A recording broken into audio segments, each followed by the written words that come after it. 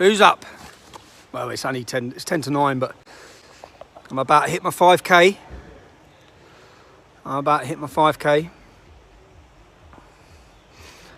With my little ute dem.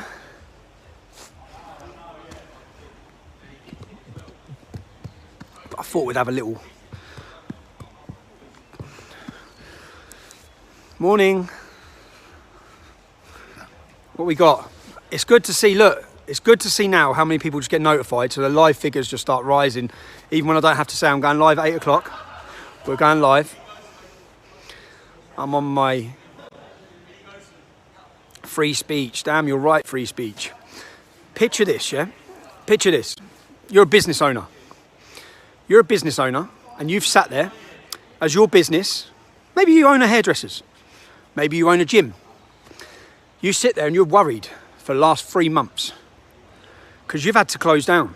You've had to shut your business down because you're told there's this deadly virus. And there's this deadly virus that, and you're doing your part. We're all in it together. Save the NHS. Save the NHS. We all have to save the NHS. And then during that period, if you live in a flat anywhere in this country and you want to go outside, okay, for some exercise, and you maybe go to the park, then the media have called you a COVID idiot if you're pictured with a couple of people. Or if you've decided to go with your family, because you've had 3 months of a mess, you've decided to go sit on a beach, you're called a COVID idiot. You're putting the NHS at risk. You're putting the nurses at risk. You're putting everyone's lives at risk, you selfish bastards, okay? And then, Anthony Joshua, he decides that he's going to come out, he's not going to social distance, and he's hailed as a fucking hero. He's hailed as a hero, okay? He comes out, so imagine you're a business owner, and you've sat there and you've abided by all the government guidelines and everything they've asked you to do. And then you see your politicians, you see the fucking mayor, you see all these celebrities going down and breaking every single rule that's been asked to abide by. And do the media call them idiots? Do the media condemn them? No. The media support them. What hypocrisy. Imagine being one of those men and women, like my mum who hasn't left her house for fucking 12 weeks. People who have abided by it to save the NHS, to support the government. And then you sit there and see your politicians and all these celebrities doing the total opposite. And not just doing the total opposite, but smashing bricks at police officers.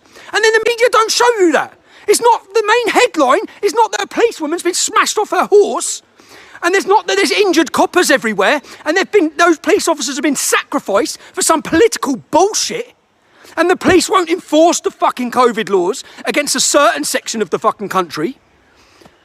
Sorry for my swearing, because I know a lot of people keep saying that. So just stop swearing so much. What would you be thinking if you're one of those people now? If you're one of those people, what would you be thinking? When you see Anthony Joshua standing within this close to hundreds and hundreds of other people, and yet he's hailed as a hero. Oh, look at great Anthony Joshua. Yeah, look at great Anthony Joshua. What, going completely against what we've been asked to do? Oh, how fucking brilliant. What a superstar. We should all follow his matter, should we? So if you're anywhere and you're asked to, you're the media, Piers Morgan, all of you are calling people COVID idiots for going out with their families or a couple of friends or having a barbecue. You've seen people in their garden having a barbecue and the police are turning up. But yet, all you have to do to get around that is just hold a little sign that says BLM. Or maybe go to London and spray paint on the fucking war memorial. Spray paint on the war memorial. And you're not done. What the hell is going on? And I've got a video coming up talking about my arrest. I'm just going to go through. Everyone knows I'm reading a lot of, I'm actually bound on what I can say and do at the minute because of my bail conditions. They attempted to remand me. In fact, I was told I was being remanded. Into custody. I was sitting there, Preston Prison, that's where I'm going. For what? So then take the law. Let's look at the law, COVID laws. You spit at someone during this COVID situation, you go to prison. Unless you spit at Tommy Robinson. You can phlegm in my face. You can throw a milkshake over my head, police drop you at a train station. I've got the police ask me in an interview, why didn't you ring the police? Because last time someone assaulted me, you dropped them at the train station. That's why.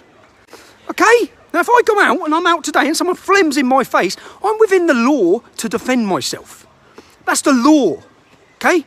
You need to pick up on the law and prosecute people who spit at me or assault me, which you fail to do every time. Okay?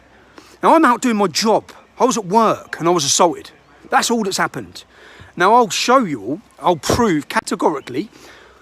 I'm just waiting for the footage, which I said to the police officers in the police station, because certain people I interviewed that day have also not really told the truth. Now, people should know that I record everything. I record everything, okay? So if you've told a lie, I've got evidence of that lie.